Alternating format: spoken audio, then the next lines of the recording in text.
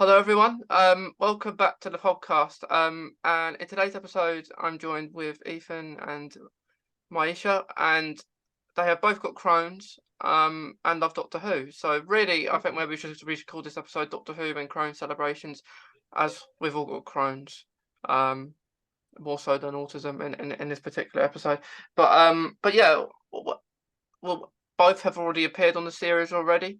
Myisha for a Halloween episode, and Ethan for an episode near the start of the series talking about the Tales of the TARDIS, which we have now watched. Which is quite funny because these episodes were in the space of a couple of days, and for you, much more than a couple of days. So we're going to review that for people who haven't seen it, and we're just talking about Doctor Who in general as we've had a few more announcements since we've all last spoke. It seems like an announcement every day at this rate. But yeah, I'm going to get them to introduce themselves again. I'm going to start with Ethan, and then Myisha can do her introduction afterwards. Hello, my name is Ethan Warren. I am 19, and for literally for as long as I can remember, I have been a massive fan of Doctor Who, and I also, as Mason has mentioned, suffer from Crohn's disease. Yeah, and are you doing all right with that? Are you Crohn's at the moment? Haven't had a flare up in about a year. Just shortly after our first recording last year, I had quite a nasty flare up, but suffice to say, touch wood, everything is all right. I'm on good meds. I'm coping well. That's good. It's always good this time of year as well, because as we get into the festive season, we don't want to be going to hospitals. Exactly. Do we? But thanks for coming on again, Ethan. I think it's your third time coming on. Two in the space of a few days for you, but yeah. In terms of recording, yeah, very good. But Myisha, it's good to have you back. Would you mind doing your introduction, please? Thank you for having me. My name is Myisha. I'm a patient advocate for Crohn's, breast cancer, and chronic migraine. I've had Crohn's disease for 14 and a half years. I'm currently in a flare. I just started a new biologic called Rinvoq. I just finished my first bottle. I'm currently on my second bottle. I noticed it working immediately, but I tend to have breakthrough flares like I'm currently having today. So I've been having on and off fevers and going back and forth to the bathroom, but I have high hopes for this medication. So fingers crossed. That's my story. This is my second time on the podcast. I'm grateful to be up here. I got introduced to Doctor Who by my husband. My favorite doctor is David Tennant. My favorite episode is Girl in a Fireplace. And I'm just excited to be here talking about everything Doctor Who. Yeah, well, I know very few people that actually like that episode as well. Like it's my favorite too, but a lot of people don't like it for certain reasons. But it's great. It's really good. But I hope that the new your new Crohn's medication works. Fingers crossed. Thank you. Fingers crossed. So Doctor Who, guys.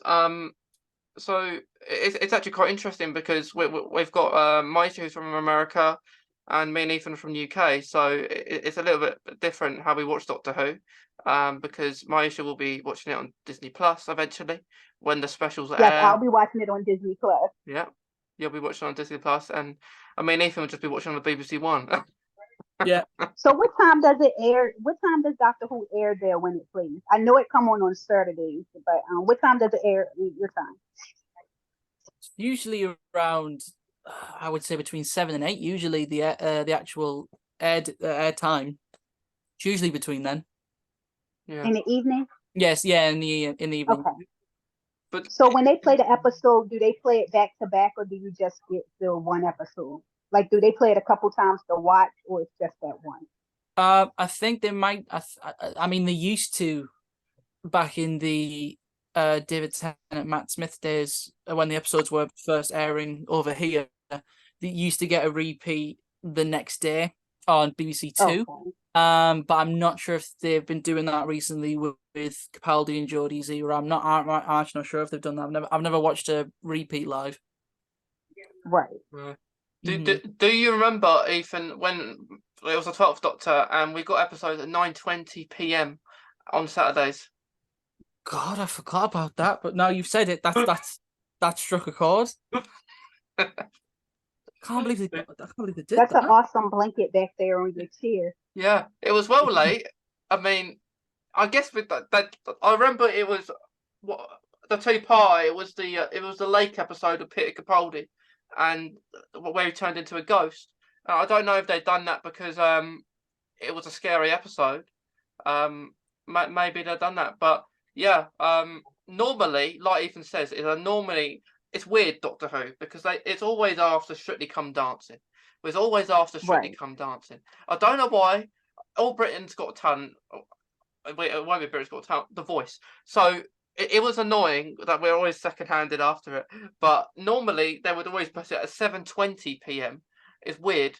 It would never be 7 o'clock on the dot normally. It would just they'd put a 20 on the end of it, so you're 20 minutes later.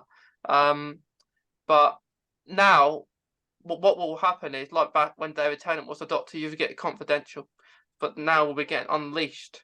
So after every episode, we'll tune over to different channel, probably BBC4 now, because BBC4 seems like the new Doctor Who channel, but it probably BBC3, where we go. But yeah, we won't know the proper dates till nearer to the time though for the special. Right. The times. I'm excited. I'm excited for this new era.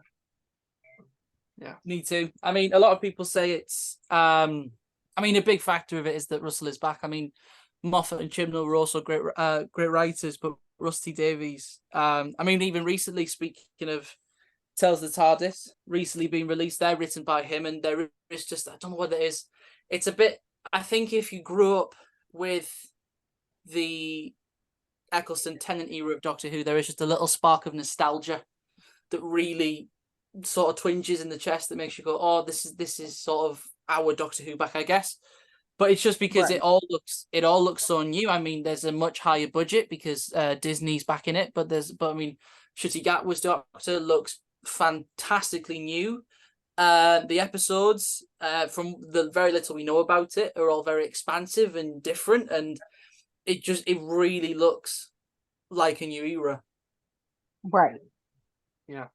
I mean, it's good that the budget is a little bit bigger, being though they got the contract with Disney, because they got a leeway to do a lot more special effects. You know, just give us that wow. I mean, Doctor Who always give that wow factor, but to give that wow factor that make you gasp, have your mouth open, you be like, yeah, this is what I've been waiting for. Yeah. And it's Thanksgiving weekend. It's Thanksgiving week, so it's coming right on time. You can eat, chill, and watch Doctor Who. Yeah. Yeah. Maybe that's why they done it. Maybe what like. And don't gotta wait till the new year to see it. But on the actual 23rd, we have a like a blockbuster episode of Doctor Who from the original story of the Daleks, but they're putting it in color. So what they're gonna do? For real? Yeah. So the first episode with the Daleks gonna be in color. Yeah, they're putting it in color and different sounds as well, and music. So that'll be the first ever colorized old Doctor Who episode. It will be the first colorized Doctor Who story that we get on air. I know there have been some DVDs. The first colorized Doctor Who episode on air with the Daleks. Yeah. There have been some times when they've done classic Who DVD releases, or especially with the animated steelbooks, where it's optional, you can have it in color. But this is the first time we've ever had a classic Who story repeat on TV that will be live action and color. And I've been following a lot of the accounts on Twitter that have been behind working on it, or who do that sort of content just as a hobby in their spare time, colorizing black and white clips from Doctor Who. And I can't wait. I'm very, very giddy. It's going to look really special, really pretty. I'm a huge fan of the Daleks too, so I like the Daleks. Have we all seen Russell T Davies's drawing of the Dalek? he drew it and he told him, I want it to look like this, the colour. And so Yeah. it's actually really good, like doing that, like putting the colour into it. But I don't think that's the actual announcement. You know, like we'll get an announcement on the 17th, which they're saying is the Children in Need sketch with the 14th Doctor. I still don't think that's the only thing you're going to get on that day. Otherwise, why would we know now? So like the 23rd, the Dalek is colorized. I don't think that will be the actual announcement for the 23rd, because they want to keep that really secret. So we know that's one thing that's happened. We also know, which Ethan pointed out on the last episode, about some sort of shop or some shop special or something. I can't remember what you said. Some Doctor Who, something else. But that I think lots of surprises will be on for that 23rd date. Absolutely. I'm excited. We've had nothing specific that Russell has announced or really hinted, but I agree absolutely with you that for the big day, as great and exciting as a colorized black and white story is, it is also a bit like, that's it. 60 years celebrated. With, if you break it down to its very basics, a repeat. Like a pretty great repeat, but still a repeat. Because I mean, yes, we got the specials, but they're not airing on the 23rd itself. None of them are, at least for us in the actually, yeah, for anywhere in the world. So I really do. I not only expect, but I really do hope we are getting something else. I really do hope we are. Yeah. Like we can tell from watching Tales of the TARDIS how much of a rush that was. I think it was a last kind of resort thing. Maybe that's what Russell meant in his magazine, that they didn't do enough for the 60th, so they done this, because that was all done in September, I believe, all the Tales of the TARDIS. So, so I think to expand that, I think it would have more scenes or more stuff with the people talking in the episodes, rather than a whole new episode coming out. But it was good. It's a good start to the spin-offs, to the first spin-off. So I think what will happen now is we won't be waiting a whole year to watch Doctor Who. We'll have the Doctor Who series, and then we'll have a spin-off, maybe a different spin-off per year. So that'll be interesting. I'm excited for the spin-offs. I am excited for that too.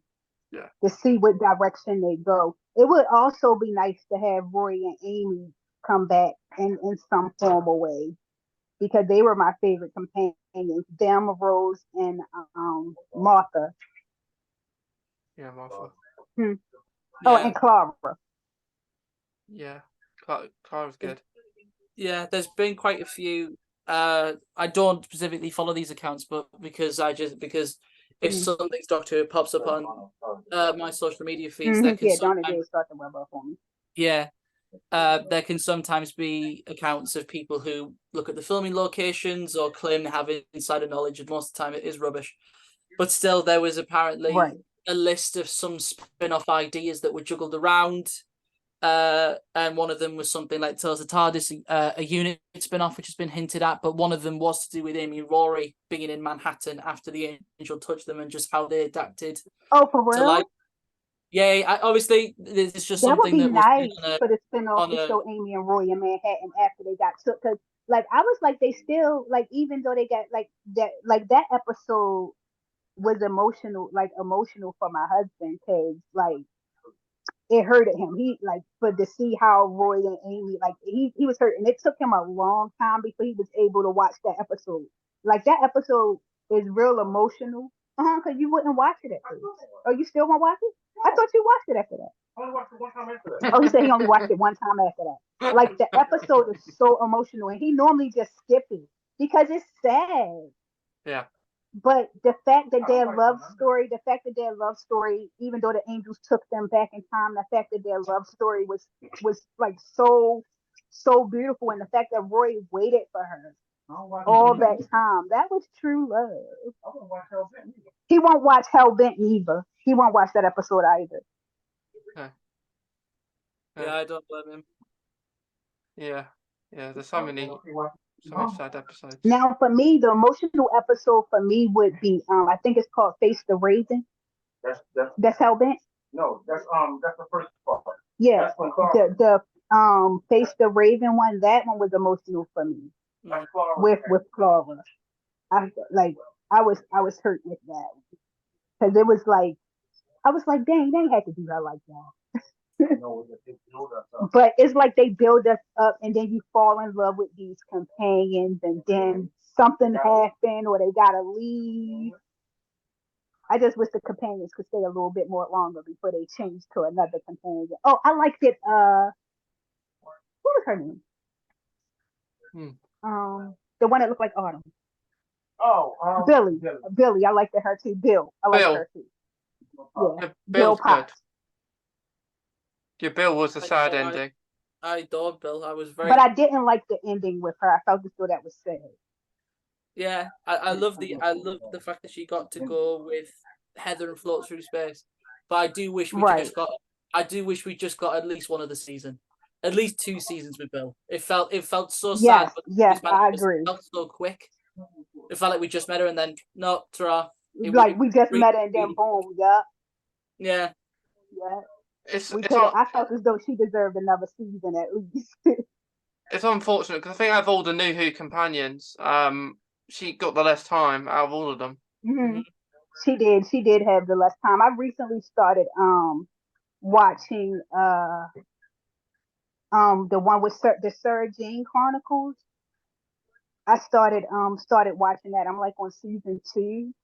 It's interesting with how she navigate the world of the Whoniverse. And I watched what's the one with Merlin? What's that one called? What? The one with Merlin. The one that was on Arrow. Oh, you're talking about Torchwood. Yeah, Torchwood. I watched that too. I got into that too. Like speaking of like the new Whoniverse logo, like on the front we have Gwen and we have Martha, and I think we have someone else, but I don't know to take anything from it. Have they chosen these certain people on the Whoniverse logo for some reason?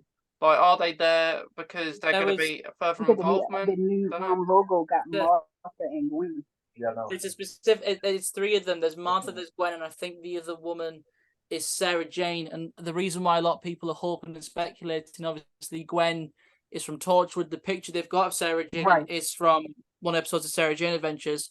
So the fact that Martha's in the middle, obviously, it could have just been them going, "Oh, we'll take a companion from Doctor Who and put it there." So it's all 3 of the core programs. But a lot of people are speculating, hoping that does mean a spin-off. I mean, a couple of months ago, there was a photo with Sophie Aldred, who played Ace in Classic Who. There was a photo of her and Freema Agyeman in a football stadium. Right. Just a lovely picture of them 2 together. But it was also an area where I think a lot of cameras were spotted. So people are going, because as the Unit spin-off hinted, and now we've seen with Power of the Doctor, Ace and Unit have a stronger connection and they've worked together. And Martha used to work for Unit. Is that a connection thing there? We're going to get a Unit spin-off and see people like Martha show up, stuff like that. Yeah, I'm here for it. Absolutely.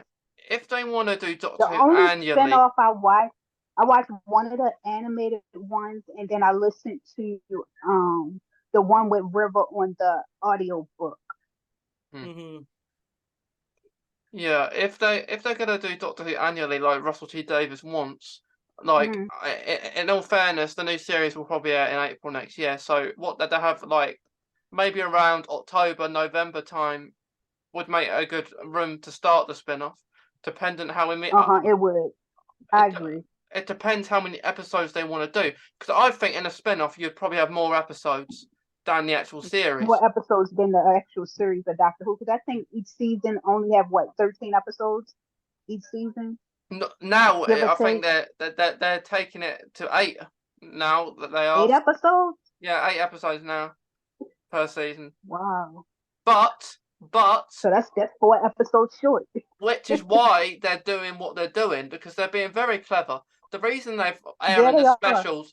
the reason they're airing the specials when they are, because they're thinking, hang on a minute, let's not make people think we're just going to have 3 or 4 episodes this year. Let's make people think they're like nearly weekly, because the 3 specials will air weekly, and then you have 2 weeks to wait till the Christmas special, on Christmas, and then that's 4. So I think they'll just make a special section on the Whoniverse, and then, or potentially that could just intertwine into the new series. So really, you'll be getting more maybe in the next more. Yeah, I understand it.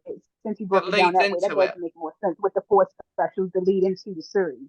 Yeah, it'll probably lead into the series because Shooty is in the 60th, so it'll all lead into it. So it's all then. It's like they're saying that it's more than we're getting, but really we only get about 4. Right. It's like the time gonna fly by because it feel like we already about to be in week 2 of November, and before we know it, it's gonna Doctor Who gonna be here, and I'm gonna most definitely go get me a new doc. I'm gonna put on my Impossible Girl shirt, and I got I have a pea coat that my husband got me with the Doctor Who symbol. And it got the Time Lord symbol on the back, and on the inside it's Time Lord writing and everything on the inside. It's blue. It's really nice. I'm gonna have to take a picture of it because I never actually took a picture of the inside and the outside. Yeah. Speaking of t-shirts, the shirt I'm actually wearing has got every single Doctor on it, including the John Hurt and Fugitive Doctor. The one you have on? Yeah, the one I have on. Yeah, it has like I think the first Doctor's there, the second Doctor's there.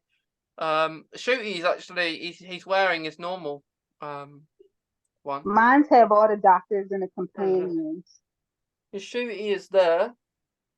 Oh, that one is nice. I like that. The 14th Doctor's right at the bottom, but Paul McGann's there.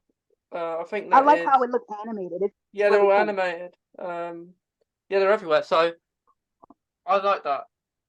Yeah, it's really smart. Yeah, mine have all the Doctors and the companion. It's older, so it only have the 1 through 12. Oh yeah. Because Jodie Whittaker not on this one. Yeah, 1 through 12. They haven't got many shirts that will have all the Doctors on. I have this one, and I have the Impossible Girl shirt with the leaf. It says Impossible Girl, and then it got the leaf that blew in for Clara. And I have a coat, and I have the coat. Yeah, I was gonna say, as you can see from what I'm wearing, I don't really have any Doctor Who clothes that fit me anymore. A lot of the Doctor Who clothes I used to have, like t-shirts stuff I used to have when I was a young teenager. So I've grown and changed size since then. But I'm gonna be picking some up before the 60th. Absolutely. Yeah. Yeah, it's crazy how you wear all this stuff all the time and they don't fit anymore after so long. So do you plan on doing a watch party for the 60th? I'm planning on getting as many of my family as I can, because I come from a family that all watched Doctor Who when they were younger, based on. Oh, that's amazing! Your whole family's into Doctor Who. That is awesome. My grandparents would watch Doctors like John Pertwee and Tom Baker with my mum or my dad, depending on which grandparents it is. That is awesome. When they were airing, I remember when the 50th came out, we had the living room was packed full of that's people. Nice. Your whole family came together, living room packed to watch Doctor Who. I do like I like how they found the guy to play the very first Doctor on the Peter Capaldi Christmas movie. Once upon a time, right? Once upon a Christmas. Once upon a time. Yeah, Once Upon a Doctor or something. Yeah, that one. And it was so uncanny to me how the actor that they got to play the first Doctor, how much he looks like the first Doctor. Like I think they do really well with casting when it comes to getting characters to play the older Doctors. I think that it was really uncanny how much he looked like the first Doctor. He's a really nice to meet as well. I spoke to him. I met him earlier this year. You met him? Nice. How awesome. Yeah, I've got a photo of him on the wall. I met him, and out of all the Doctors, I'd probably spend the longest with him. I'd say, because he takes his time writing his autograph. because he's the only one that's put the doctor. Like on the autograph I got from him, he put the doctor, and it's hilarious. And he's been in lots of other things as I well. love your decorations that you have in your room and the pictures and photos that you have up on your wall, because it gives me the Doctor Who feel, and I feel like, yes, I'm here for it. Your door, is that like a vinyl on the back of your door that says public police call box? But that Or is is that's a wardrobe. That is. Oh, okay. Oh, that's your closet. Yeah, I don't have a door, unfortunately.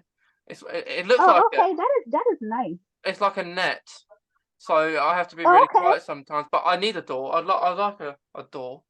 But I like that though. It's really nice. yeah, But the way your design set up, it gives me all Doctor Who feels. yeah. This initially this is a gaming room / Doctor Who room. So like you have a Doctor Who blanket there. Recently, this was all put up. Like you have got a David Tennant signed picture there. 10th. So are all those autographs? 14th. Well, that's an autograph. The other one's an autograph, and the rest are pictures with Doctor Who actors.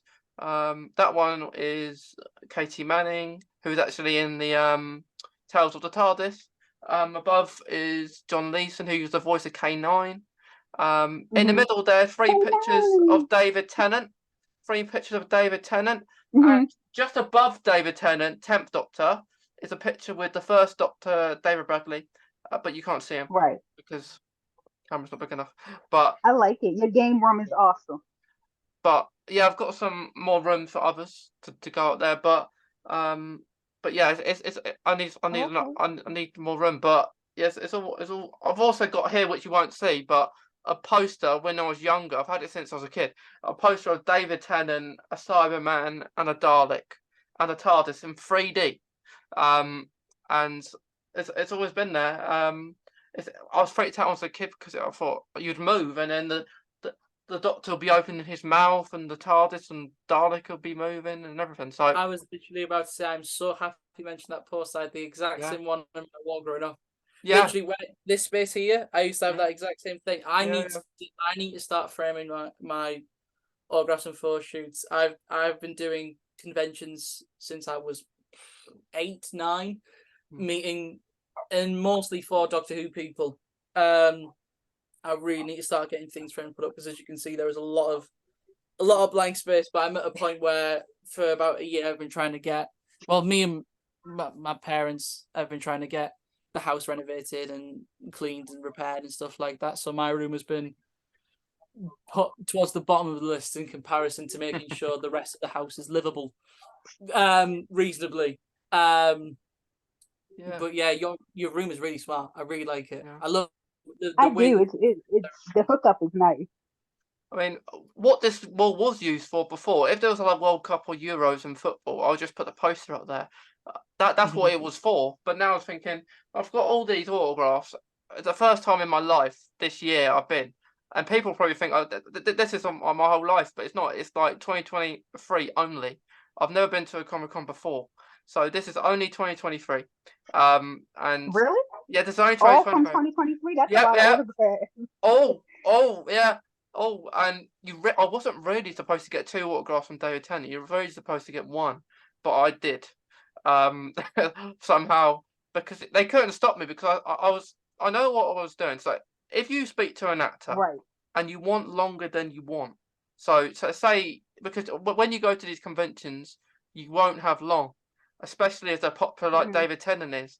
I had 2 minutes and 30 minutes, which don't sound long, but it is if you meet an actor, because it's normally a couple of seconds. Right. So what my advice is, to if you want to have longer, is bring 2 posters if you can. Bring 2 posters. And talk while You they're bring signing 2 that you want them to sign.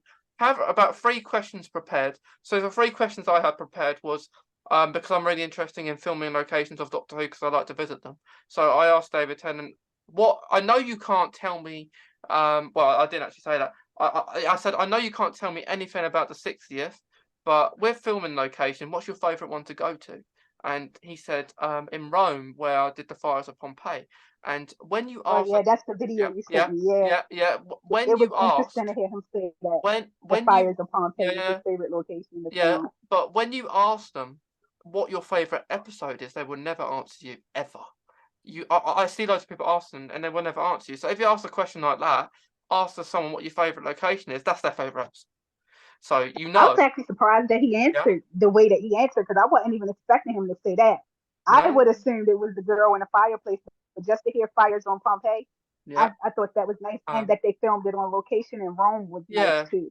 Yeah, so I asked him a couple of questions, and then I eventually got moved on, which you wouldn't have seen in the video, because I did say Alon Z at the end, but he would have said it back, but he couldn't because I got moved on. So And the one that you shared the other day with Matt Smith was nice too.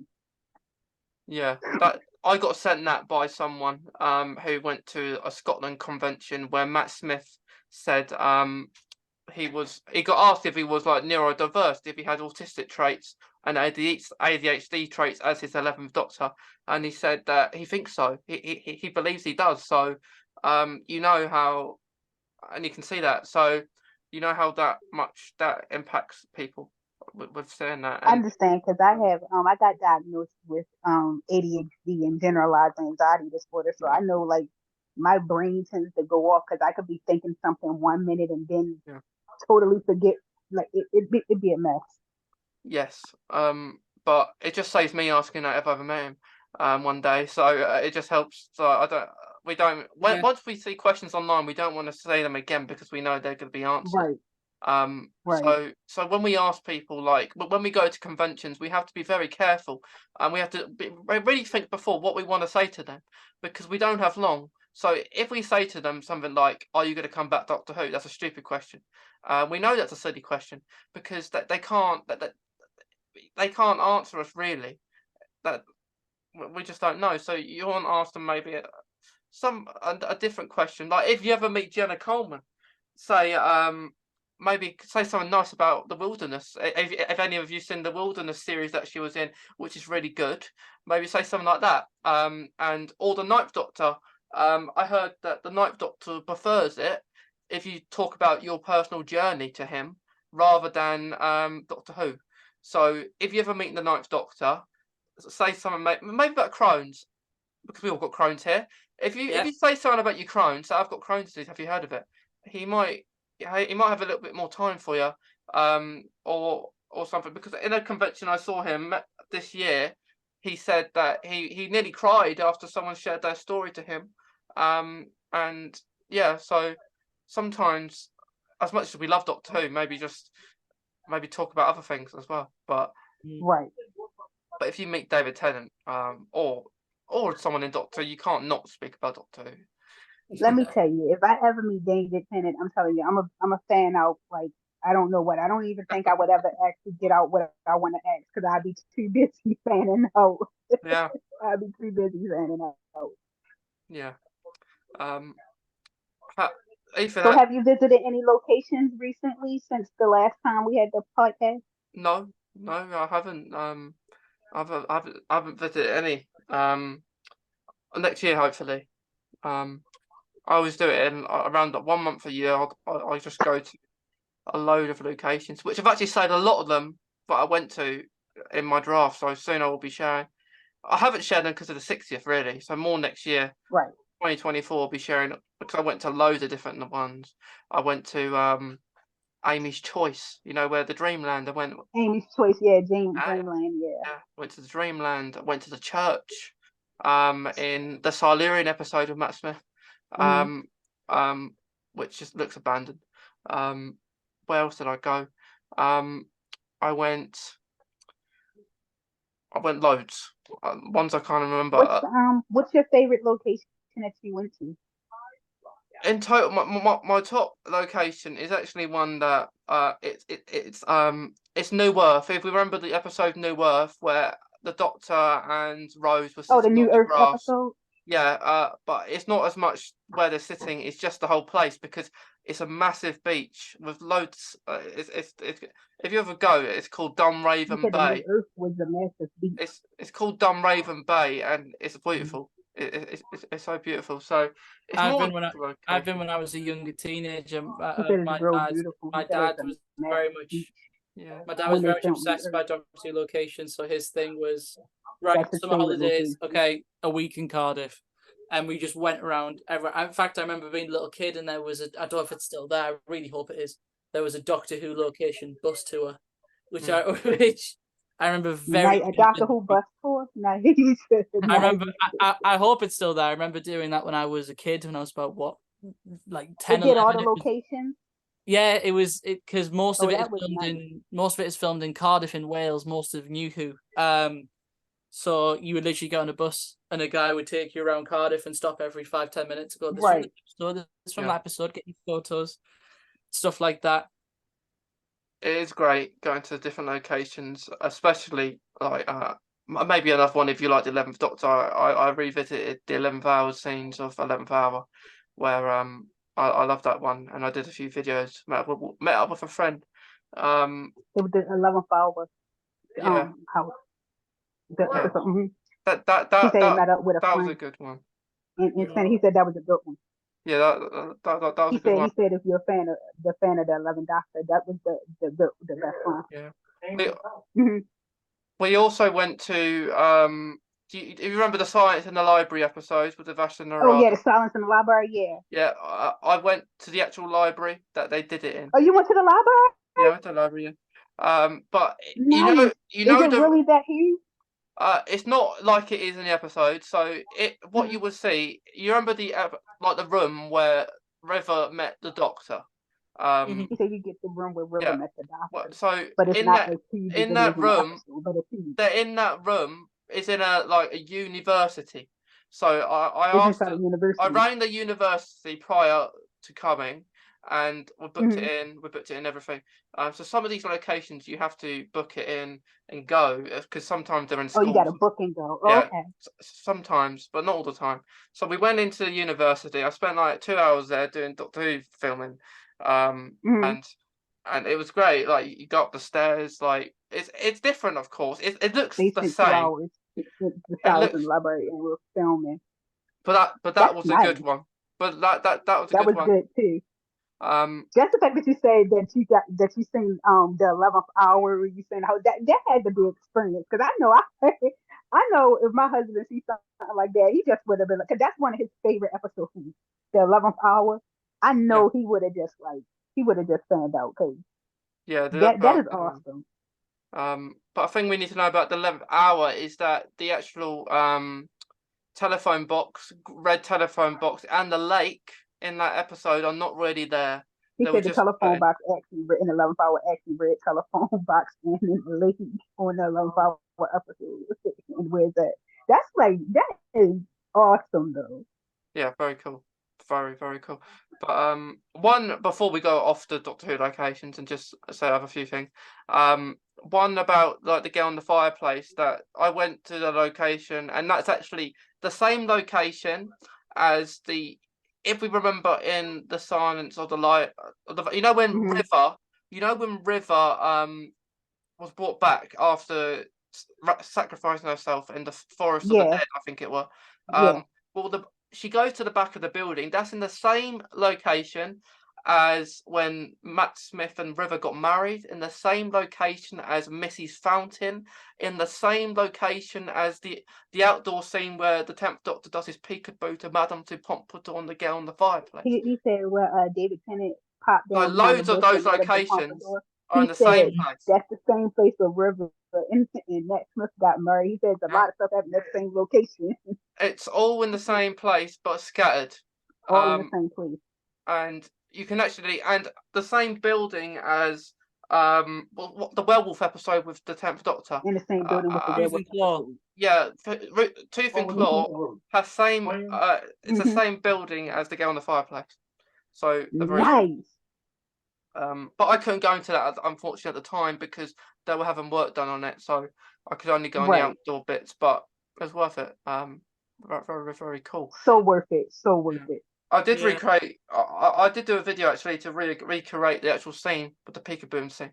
And when I met David Tennant, I showed him the picture of me doing that, and he laughed. He loved it. He thought that's Right. nice. Because I don't expect many people to do that.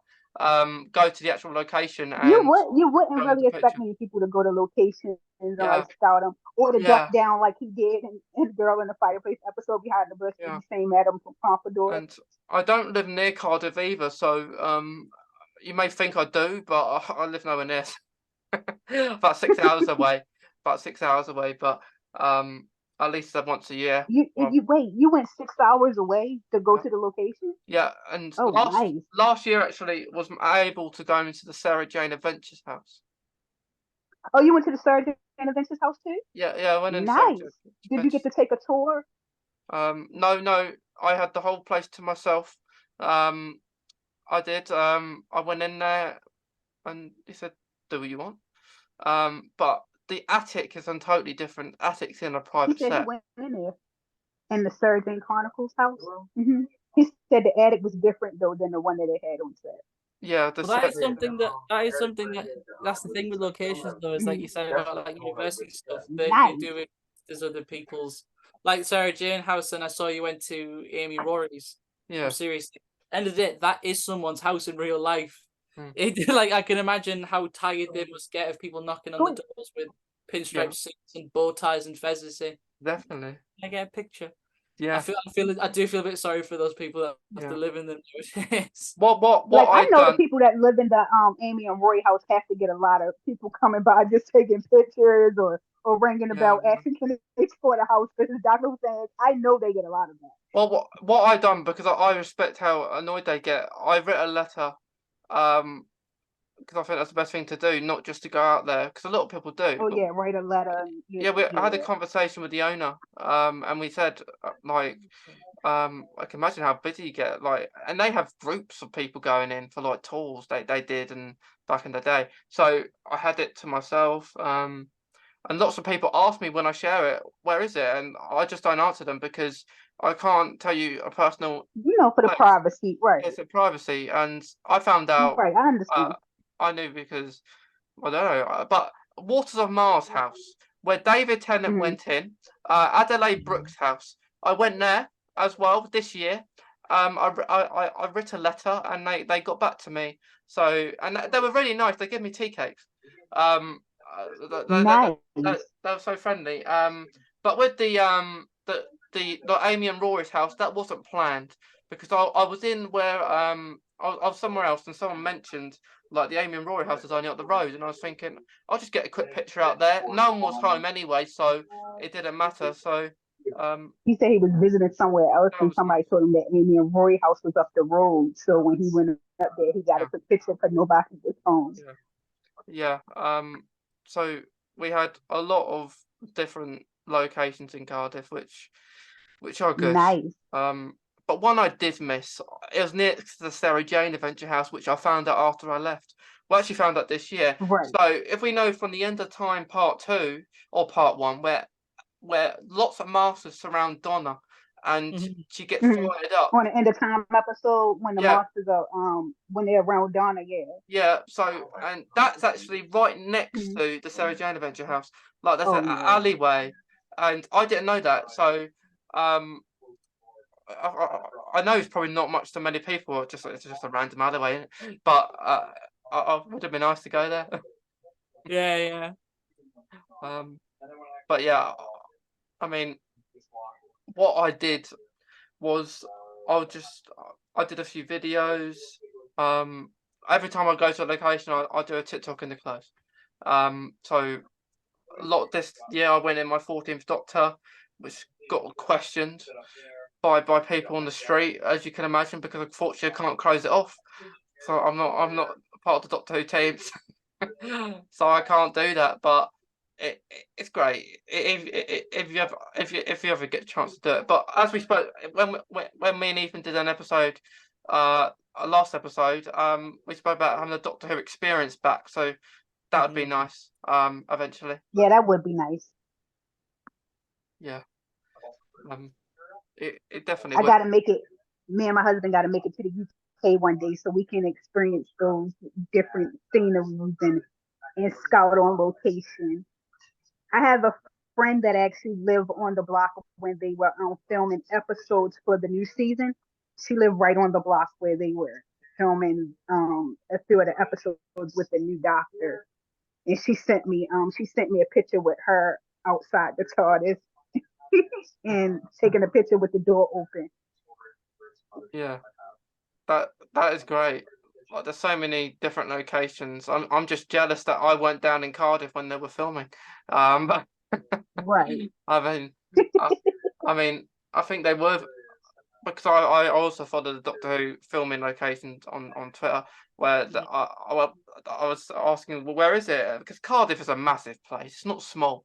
Like, it could be Right. over the other end of Cardiff, and this time around I was more up the valleys, where a lot of locations are up near the valleys. So with the with the church one and the Silurians, it goes up. It's really dangerous. You got this really massive hill at the top in the middle of nowhere, and it's crazy. So some of the locations are crazy. How far they are and how far you have Yes. to get to Right. them. I have a very recent experience that I can add on to that situation. I was on a little holiday in the summer in Wrexham, just at the very edge of Wales. I think I don't really know geography. And near it is where they filmed the Five Doctors, one of the first anniversary stories. So we found where it was, fired up the GPS, and I swear to God, we nearly died. We had to go up a very similar hill that was extremely skinny and was that high. We're at a point where the car was practically vertical. Yeah. Like Oh, wow. there was barely even an angle. It was extremely vertical, and we had to go through endless country lanes. My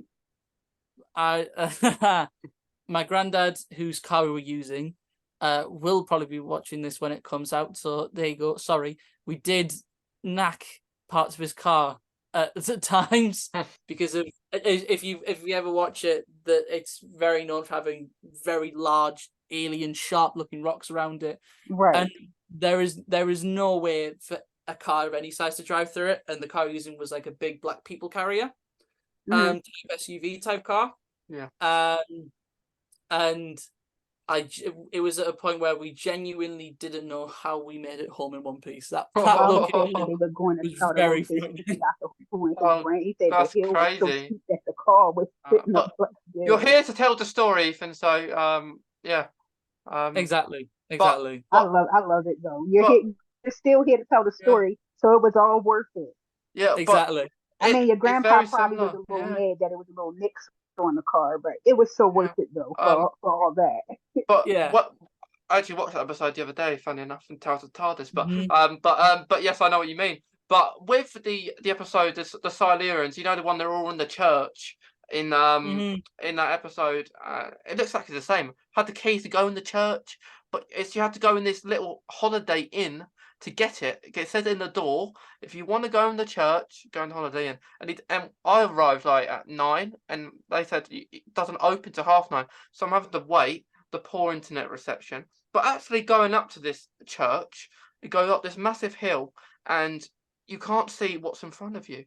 So you have to bib your Right. horn on the car to alert the people who can't see you coming that you're there, because there's no speed limit. You go as fast as you want.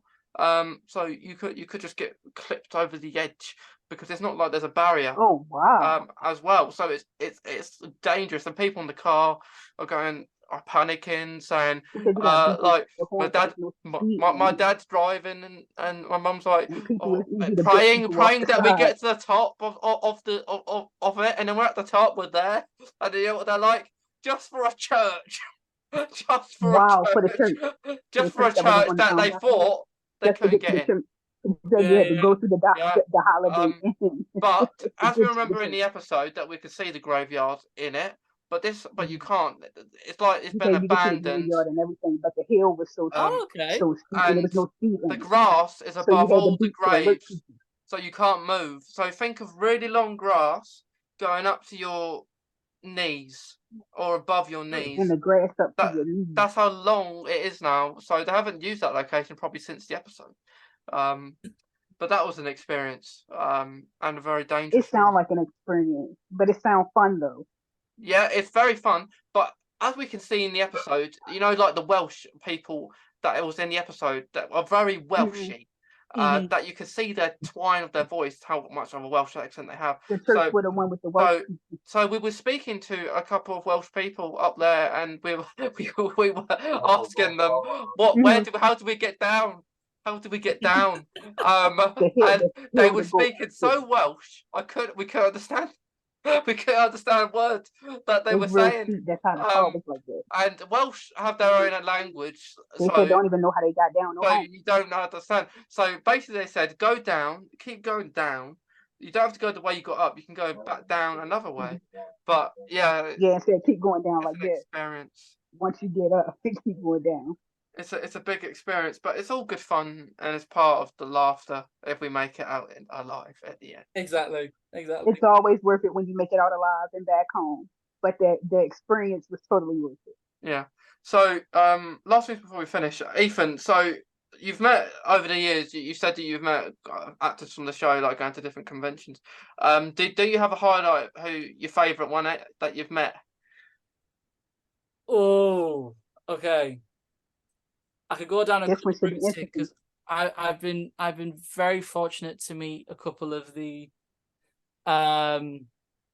classic Who sort of side characters and stuff that are unfortunately no longer with us. But in terms of actual doctors, for my childhood nostalgia, I very briefly got to meet Christopher Eccleston, considering he was my first Christopher doctor. Eccleston. Oh, nice. You That got to meet him. and Nice.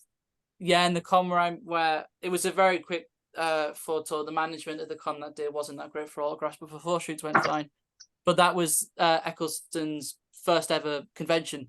I think it was like 2017. But I mean, I've got to say this.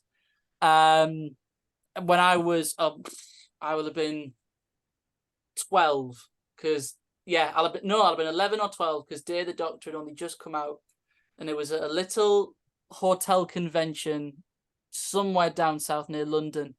I got to meet Tom Baker, which is a memory that will always stay with me till the end. Since he started in the 70s, everyone has seen him and gone, he is Doctor Who. And absolutely he is, because I'm genuinely convinced he didn't have to act much for the role, as offended as offensive as that might sound, because in real life he is absolutely the Doctor. And he's not doing that to be like that. I've also been very fortunate to actually sort of work as staff at a couple of conventions that are held in my local area in the northeast, the Kapow conventions, and they've had guests such as Terry Malloy, who was Davros in Classic Who, Katie Manning, as we mentioned earlier, as Joe Grant, stuff like that. But my first doctors were Christopher Eccleston, and then when his era started, my dad was also showing me VHS tapes of Doctor episodes he watched growing up, and I remember seeing a couple of Tom Bakers, but the main one I remember was Sylvester McCoy, number Sylvester 7, McCoy. Nice. who I've met him a few times. He's lovely, but I remember the first time the only time I got to work with him at one of these cons in my area. It was, I remember we were at the train station, my dad was bringing round the car, taking him to his hotel, and I was stood holding Sylvester McCoy's bags. And the way he was just describing his journey, I remember just feeling goosebumps everywhere going, I'm not next to Sylvester McCoy, I'm done in Doctor Who. Is that his umbrella behind you, Ethan? Yes, that is his umbrella. I never use it though. It's too precious to me. I mean, it's still in the packaging. The umbrella. It comes with. I'll take out as safe as I can.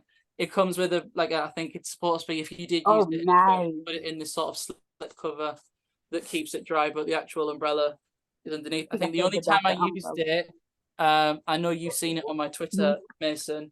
It never is when been I open. went It's to still in the Lulz packaging. Cove, Yeah. which is where they filmed The Curse of Fenric, and I took the umbrella and my little question mark over jumper. And you know how you said about how sometimes when you visit a location, there are locals who don't quite get what's going on. I think you pass something. Yeah. I went to this beach at the bottom of the country, like literally the sea at Lulworth Cove connects to like the channel of the ocean. Like if you could swim into the actual ocean. And it was a busy day. It was summer, and I was there with my dad. We're there taking photos of everything. So we got screenshots on our phone of where the exact spots are. I'm there with an umbrella and a pullover jumper with question marks on in this heat of summer. It's nice that your whole family is into Doctor Who. That's a whole experience for you all. Yeah, absolutely. I'm very lucky with it. If they weren't like that, I wouldn't have got in the show. But I remember the locals on that beach being very bewildered and very confused and not having a clue what I was doing there. Yeah. But I've gone on quite a bit. But to answer your question, I would probably have to say Eccleston, Tom, or Sylph. They're the ones that will always, like when I'm an old man on my deathbed, they're the ones that I'll remember as I go. Yeah. It's always good to meet people that you see that we love on the telly. Yeah. It really is. But I guess for me, the highlights that mine are probably the 10th Doctor, or David Tennant, Paul McGann, and who else we got up here? We've got probably Katie Manning, I'd say. Yeah. I love Katie Manning. She's so nice. I miss her. I really miss her. I remember because the staff at those conventions in my area that used to look after her were me, my dad, and one of my dad's mates. We were the three that used to, because Katie Manning did a couple of hours, and she's someone that I remember we had personal contact with her, not just like business. It was personal contact, and she called us the Three Musketeers, and this is going back about 3 or 4 years. But I remember every second, and just general life advice she gave me, because at that point I was very new to acting. It was just acting advice. It was just, when you grow up and you hit this point, Ethan, stuff like that. She was extremely lovely, and she's someone that if I ever get to meet at a con again, I will be very teary and be able to say, I hope the advice has paid off, because now I've grown up and all this and this happened. Katie Mann is, I love, obviously every actor's been Doctor Who is extremely significant and important to me, but yeah, I'm a little bit in love with Katie Mann. I think she's just a wonderful woman. Yeah, she's so awesome. She really is. It has to hug you as well. Has to. Yes, yeah, absolutely. Yeah. Before she came to the convention, I was at, they were like, "Be warned, you have to have a hug from Katie. She hugged everyone." And I thought to myself, really? I didn't know. I first one I've been to her, but yeah, it's great. Right, guys. Before we finish, Myisha, I'm gonna start with you. I don't think I asked you this question last time, but in the 60th, what do you like to see, and is there anyone that you'd like to be in it that hasn't been announced yet? Anyone that I would like to see in the 60th that haven't, Matt Smith, Rose, Amy, and Roy. Even though I know that's like a far one, but I would like to see them back for the 60th. And Martha, and the dog too. The dog, and Mickey too. Well, they treated him like he was the pet. They did so treat him like Rose treated him like Mickey got treated like a pet, like a dog. He did. He was like the pet. They really didn't start treating him as Mickey until later in the episode. K9. Yeah, they said he was K. He was like K9. Yeah, the pet dog. I agree. They agree too. They said he was like K9. That's because they most definitely ain't treating him like a regular person. Yeah. So you want Rose to appear, do you, in the specials? Yeah. Rose Tyler. Yeah. Okay. Possible. Everything's possible in Doctor Who. I mean, because she was bad wolf. It would be good for her to like come back, or Amy and Roy, like, to see, like what happened in between that time frame when they got took back. I mean, that would be interesting. Okay. Thanks, Myisha. And I know I asked you that last time, Ethan. I guess I'll ask you just to summarize what you thought of Tales of the TARDIS. Oh, okay.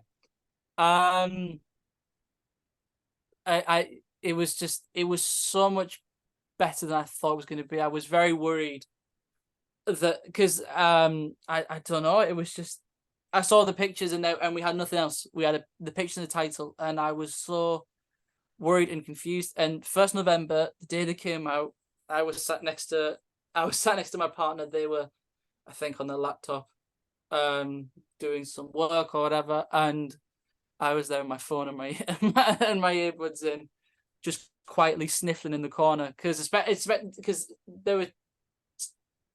I loved all of them. Because the thing that really struck with me was the episodes of the Time Meddler and the Mind Robber, the ones with Fraser Hines, and Peter Purves, Deborah Watling, Wendy Padbury.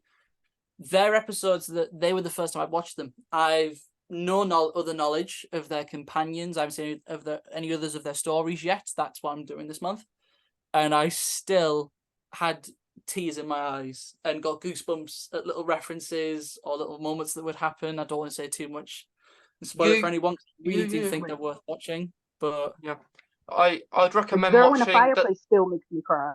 I still get emotional. Yeah, that's a sad one. But I would recommend watching the last part of the Toymaker story. Because the last part of the Toymaker story. Yeah, the last part of the Toymaker story is on there, and like you have Peter Purves as Stephen, and I think you have others, but you're playing a load of games, so To watch the last part of the Toymaker story on it. That will put you ready for the 60th, I think, because the other ones are get missing. us ready for the 60th, just that part. And just to add another thing quick for Tales of TARDIS, I know we're running out of time. It's quick. As I've mentioned with Love with Cove and stuff, Curse of Fenric is my favorite Doctor Who story. I've ever seen of all of them. I saw it when I was 4. The Curse of Fenric. Yeah, it's a 7th Doctor story from the 80s. It was one that I watched when I was a toddler on a VHS. I don't think I should watch that one. It's very dark. The Curse of Fenric. As you will probably know, missing from Tales of the TARDIS. The 7th and Doctor. Just being said the 7th Doctor story, but it's real good. 7th Doctor and Ace Wind Power of the Doctor, that was fantastic, and they got to talk and apologize, stuff like that, and had some things that we never got to see because the cancellation resolved. So it has a lot of stuff having the 7th Doctor nobody never in got this Tales of the TARDIS episode own up to what he did that was wrong and apologize and say, yeah, I should not have treated you like that. Fenric, I've been playing too many games. I'm not proud of these things. I thought that was just beautiful and really showing that Ace and the Doctor had that father-daughter relationship. And I want to get choked up on talking about it. And I like that. The other one, Earthshock. Like I said, when Eccleston was on TV, my dad was showing me VHS tapes. He showed me The Curse of Fenric, a Tom Baker story called The Keeper of Traken. I don't remember much from that one. And Earthshock, which was an instant hit with me. I used to watch it on loop all the time. And to have them talk about Adric and how that affected them and just that little line of it's the way I was, I just kept running. I didn't look back, and that's what this space is for. It can be therapy or whatever. As someone who at the minute is trying to go through the process of getting diagnosed with mental illness problems and stuff like that lines like that, and just that idea of just you can't keep running forever. We need to obviously and just stuff like that. It was I'm rambling too much. I can't sum it up really, apart from just it was amazing. I absolutely love those episodes, and they've summed it up and brought them back beautifully. They have, and it is really good. Like the Ace even said to the Doctor, like you was a dad to me, and then like the 7th Doctor's like you were too. And like that bit at the end after the actual episode was great. And I think all these episodes can be confusing in Doctor Who, but that's why they are Doctor Who. But I think, like you, Ethan, I think what I'm going to do is watch an episode from each Doctor, leading up to the specials. I've watched a couple from I did watch the first 4 of the Unearthly Child Mhm. I have watched them, but I will be watching more. Because I have watched like all of them on the Tales of the TARDIS, like the Five Doctors, which was interesting because well, not actually the Three Doctors, not the Five Doctors. It was Mhm. interesting because we didn't see much of the first Doctor. He was more or less just on that screen the whole episode. I was going to Uh, say at that point, William Hartnell's health had really unfortunately got to him, and you can see in the episode, you can see his eyes looking down at his script on an auto cue. You can see Yeah. his eyes down back and forward. But he still did it. For the little scene he was given, he still did a great job. He did all right. Yeah, But that episode is great. it is. It's the first multi-Doctor, the first anniversary, and they nailed out the park already that early. It's a shame because most of those older Doctors did part ways quite early. I think Mhm. there's in their 60s, so it was a shame, but hopefully we'll get more stuff, more announcements coming as the specials come closer. Yeah. But thank you to Ethan and Myisha. I hope you have enjoyed it, and I hope your Crohn's is all right for the rest of the year and going into Christmas as well. Thank you. Thank you for having me. Thank you for having me. Thank you very much. To anyone listening, watching, we hope you enjoy it as well. Happy Doctor anniversary. And we'll see you in the next episode, which you're at this time of release, you'll be getting very close to when the Doctor on the 23rd of November episode releases, which is it's a surprise, which will be announced the day before if you follow all the social channels. And an announcement will be shared. But yeah, that's a date to keep safe because there's no Doctor Who, and there is the Dalek one, but no official special on that day. So you've got enough time Right. to watch it heading into the 25th. But thanks to Ethan and Myisha for spending your time today. For Ethan's third appearance, Myisha's second appearance. But yeah, have a nice day, guys. Thank you.